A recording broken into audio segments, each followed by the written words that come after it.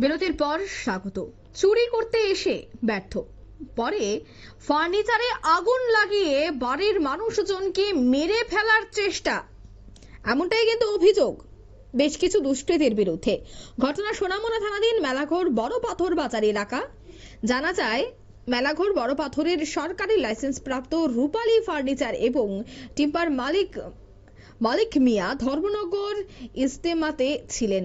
আর এই সুযোগে চোরের দল মালিক মিয়ার বাড়ি থেকে তার তৈরি করা ফার্নিচার বের করে রাস্তায় নিয়ে আসলে ওনার মেয়ে দেখে ফেলে। পরে চোরের দল এই ফার্নিচারগুলি রেখে পালিয়ে যায়। কিন্তু গতকাল রাতে মালিক মিয়া এবং তার পরিবার সবাই যখন ঘুমে আচ্ছন্ন ছিল, তখন রাত প্রায় 1টা কি 2টো নাগাদ দুষ্কৃতীরা একটি পাইপের ভেতর কাগজের টুকরো ঢুকিয়ে কেরোসিন ঢেলে সেই ফার্নিচারগুলিতে আগুন লাগিয়ে দেয়। আগুনে লেলিহান শিখা যখন ধাও ধাও করে জ্বলতে থাকে, তখন ওই সময় অর্থাৎ মালিক মিয়ার স্ত্রী তিনি দেখতে পান। তারপরে সঙ্গে সঙ্গে এই বিষয়টা পরিবার পরিজনকে জানালে সঙ্গে সঙ্গে কিন্তু রীতিমতো এলাকা জুড়ে চাঞ্চল্য ছড়িয়ে পড়ে। তবে এই পুরো ঘটনায় কি বলছেন সংশ্লিষ্টরা, শোনাচ্ছি। এগুলো করতে আছে লাগাইছে কবেটা? আর এই লাগাইছে বলতে কিভাবে লাগাইছে? কেরোসিন দিয়া। আমার ফ্যান আছিল, ফ্যান দিয়া পাইপের মধ্যে কাঠ ঢুকাইয়া কেরোসিন দিয়া আগুন লাগাই দিছে। রাত্রে মনে হয় 2:30 বাজে। আপনারা এই আগুন কিভাবে দেখছেন? ওই আমার মেয়ে দিয়ে গেছিলাম আমি ইস্তমাত যাইতে। ইস্তমাত গেছি 10 তারিখ, 11 তারিখেও কিছু ফার্নিচার বার করে লাইছে।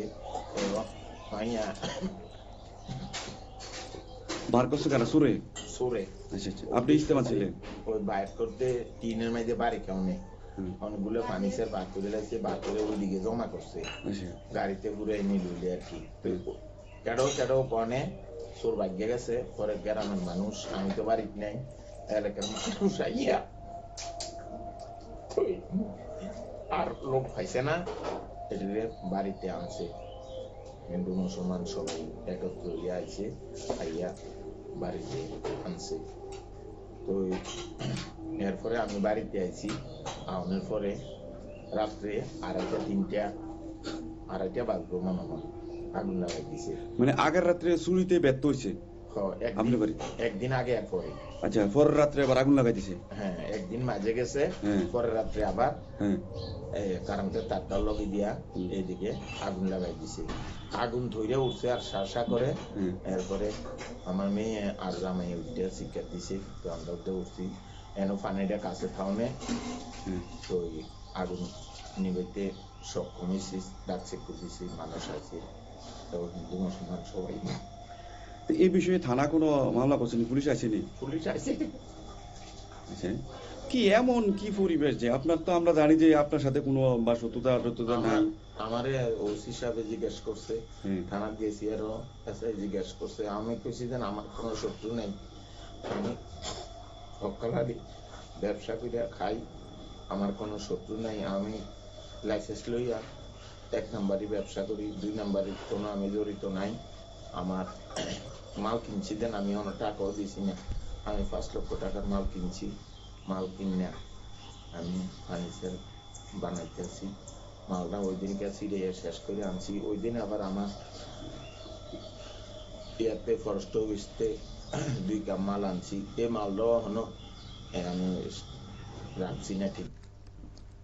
আপনারা শুনলেন দোকান মালিকের বক্তব্য।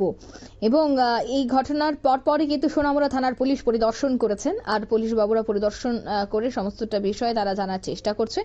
তবে বাড়ির মালিক, অর্থাৎ যে দোকানের ফার্নিচারগুলিতে আগুন লাগানো হয়েছে, সেই দোকান মালিকের বক্তব্য হচ্ছে পুলিশ যেন সঠিক তদন্ত করে কারা এই ঘটনাটি ঘটিয়েছে তাকে যেন দৃষ্টান্তমূলক শাস্তি প্রদান করা হয়। নিয়ে নিচ্ছে ছোট্ট একটি বিজ্ঞাপন বিরতি, সঙ্গে থাকুন।